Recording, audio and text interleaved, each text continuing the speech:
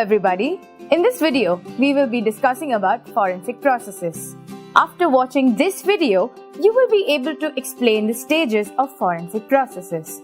Computer forensics is the systematic identification, accusation, preservation and analysis of digital and electronic evidences so that this can be presented in front of the court. Digital forensics process is a renowned scientific and a forensic process used for digital investigations. Now let us learn the details of digital forensic processes in brief and in which step of the process the cyber laws can affect. Now let us look at the stages in the digital forensic process where cyber or IT laws can have an impact. 5 stages that construct the digital forensic processes are jurisdiction of case, search and seizure of digital evidences, preservation, examination, evidence analysis. Now let us learn the first stage, jurisdiction of case. In today's internet age, where everything is connected, the world has indeed become a very small place.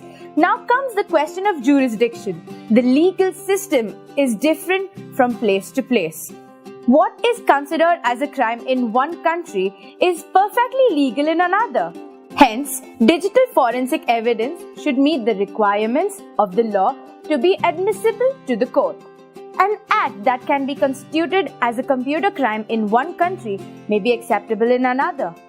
The second stage is the search and seizure of digital evidence. The UN Declaration of Human Rights and Digital Evidences seizures are closely linked. The UN Declaration upholds the right to privacy of an individual. Hence, people cannot be subjected to unreasonable searches and seizures. The third stage is preservation.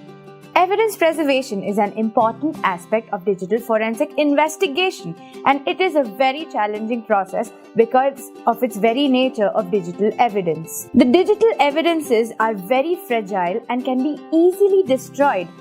In-memory programs are lost once the systems are shut down.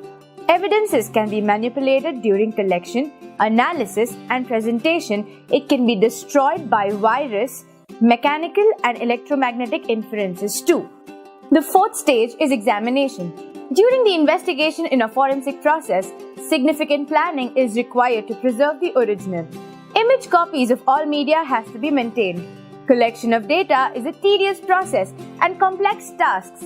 Mirror images is recommended approach for backup because it can maintain evidentiary value of the information.